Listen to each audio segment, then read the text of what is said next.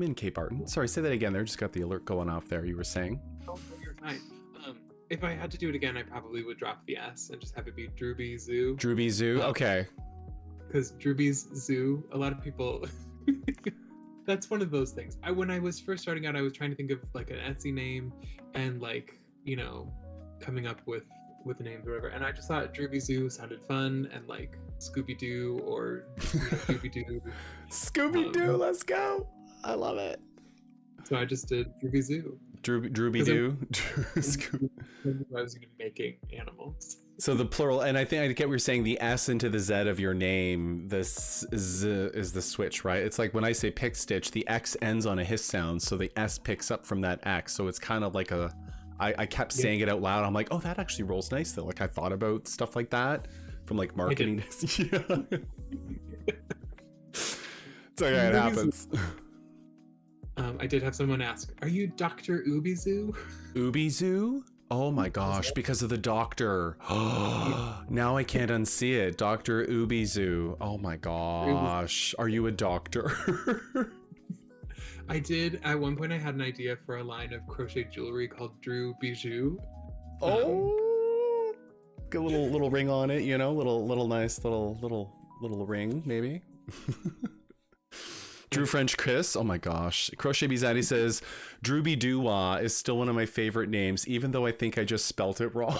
Oh, that's it. So that's my Drewby Doo and then AH for Andrew Hill because that's my full name. Oh. So that was my I think that's like my don't go follow, but that's like my personal Instagram, which I haven't posted on in years, but like Twitter, right? Yeah, Drewby Doo-Wah.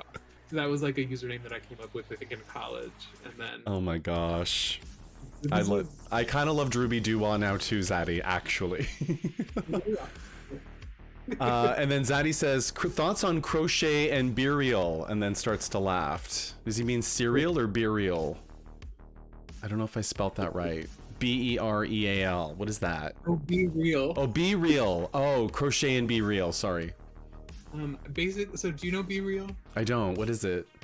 Be Real is like, okay, it's like Snapchat where you post a story, but you can only do it once a day, and everyone does it at the same time. So you get a notification on your phone that's like, it's time to be real, and you take photos of it. And welcome into the Pigstitch fam. X for Sile. Appreciate you. Thank you for that follow. Go on. Continue. So it'll take a picture of what you're looking at, and then the front-facing camera at the same time will take a picture of your face. So you show what you're looking at and then what you look like while you were looking at it. Oh. And then like through all your friends and stuff like that. So it's like a double camera, right? Both front and rear facing camera? Okay. And so the majority of mine are crochet because when the thing goes off, I'm usually crocheting. So it's like my project and then my making like a dumb face, but... This is how I look when I crochet. I don't think it's going to be the next like social media trend for crocheters. Because you only do it with friends. No kidding. And it says hello from France. Is it X-Sile or X for Sile? Let me know how to pronounce your name. Welcome in from France. Appreciate you. This is my special guest, Drewby Zoo. Have a little collaboration today to talk a little bit, learn about him and his journey. But thank you for that follow. Welcome in. And of course, everyone in the chat, please, if you haven't already, I'm going to do it. Please follow our Drewby Zoo here. Okay, everyone, please click the heart button, click the follow buttons all throughout stream. Please, please, please follow our friend, not just me. Follow this one. He's the one we want to learn about. I'm just here hosting. So okay, now we're into the whole like we've talked a bit about that. Let's show off some stuff. Let's show off some things you've got here with us. Like just hold whatever you want or the things you've worked on for folks. Let's see some of your cutie things. Or curse things. And yo, welcome in, Muta. How are you? Happy Monday. I have near me. So I have the cover girls from my book. These are the actual models from the book. Hello. This is Gus, the enchanted mushroom. This is so cute. Cutie. Then we have Davina the dragon. I love Davina. Oh wow, that purple's gorgeous. What yarn did you use? Oh my goodness. Okay, it's Karen 1 pound. I love Davina. And it was discontinued, so I bought 10 pounds of it. So you, because it ran out, you bought 10 pounds of that yarn? Where do you store that? I have a box in the closet. Oh my god. Holy shit. I love this purple so much. It's beautiful purple. Cosmo the Catacorn. How did Cosmo, now you chose Cosmo front and center of your book here. Let's talk. How did you choose these three of all the things you made? Oddly enough, I didn't. You didn't choose them? Oh, wow. Okay. My editors and the production team, they put it all together. I didn't even get to see it for a long time. Calix, thank you for the resub. 12 months. Love your face too. I appreciate you. I know. Less than three. Love your face too, Calix. Thank you for that. And happy Monday. Welcome in. We got Drubizu here. Little cutie. And thank you again. Go ahead. See it for a long time. And then they sent it to me and I was like, those are the ones I would have picked too. Cosmo the Catacorn. So I had this beautiful variegated cotton yarn and I made a catacorn like a few years before the book. And then when it came down time to picking the creatures for the book, I was like, I wonder if they would go for this. And so I sent a picture and they're like, yes. And then it ended up being on the cover. So we're getting into the published book author life now. I want to talk about this, all right, because this is coming up. We can't avoid it. We've been talking about this all stream. Let's dive into what we can talk about. And before I do, I want to preface everyone that obviously please respect that Drubizu is bound by non-disclosure agreements, contractual agreements. There are only so many things we can ask him. There are certain things we cannot. So please respect that we can't have all the info and how to, because welcome to publisher rights. So let's respect that. As if he can't answer, he'll defer. But if he can, if you have any questions, please drop them in the chat. Like let's get some. I can ask all day. Trust me, I will. But y'all may have some questions. So tell me what you want to know. I'm going to dive into the book though, because I need to understand this. First of all, holy crap, what a gorgeous book. Okay, can we just start full stop? This book is gorgeous. It is amazing. It is clean. Your patterns are so easy to read, follow. Your photos, your characters, your creatures, your tension is on fleek. But where did it start? How did you take this idea of crocheting to knitting clubs to all this journey up until actually deciding I'm going to pursue this, and it's not just going to be at seas or whatever medium. I really want to push this. What did that look like early days? This is probably going to be like a bit of a disappointing answer. I love these. It fell in my lap. And I said, okay. Luck is so key sometimes, if not a lot, right? So there's an app called Making, the Making app, and their social media team is very active on Instagram and TikTok as well. And Jen Joyce, who is the, I think, chief marketer for Making, she and I became friends on TikTok, and she has a friend who works for my publisher, and they were looking for an author. They wanted to do a book of magical creatures, and Jen sent them my work, and they said they'd love to talk to me, and that's what happened. Wow. So I didn't pick the theme for the book. They had already decided they wanted to do magical creatures. A lot of publishers have that decided, though. The things they need to sell or push or try and explore, like they have a topic or content. Now it's who. And it was so perfect because I was such a fantasy nerd growing up. Like I read like The Hobbit and The Lord of the Rings and Pierce and all these like books with dragons. And so I love magical creatures. I love mythology. Me too. Like could not have been a better theme. So it all just worked out when it was supposed to and how it was supposed to. And so I signed on, and then I got to writing, and about a year later is when it came out. Do you hear that? Y'all, now pause. Y'all just got a little cue there. A year later. Okay. Now let's talk about that year. Were all of these patterns pre-existing or ideas or net new or a mix? Like when you knew about your work, they knew, or did you have to evolve ideas into more polished, similar shaped and sized Ammies? Like talk about that side of creativity for us. Sure. So the only two in the entire book that I had ever like sort of made a version of before were well, I guess that's not true. Sorry. Liar.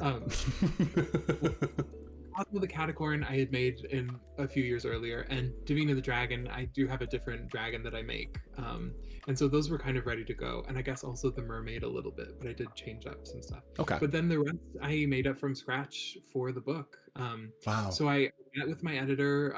We like had a phone call, and then she was sort of like, yeah, just, come up with a list of 20 magical creatures that you want to do. Did they have that number in mind, or was that something that they had proposed or you had told them about, like the number 20 was always there, or just something you discussed and fleshed out? Or yeah, 20 was always there. They always wanted 20. because I think their previous book has 26, I think, and it was supposed to be like specifically like very beginner friendly. Mhm. And they knew that with the nature of magical creatures, things were going to be a little more technical for Yeah, this book, so I they agree. wanted a newer pattern so it could be the same length. But Very so clever.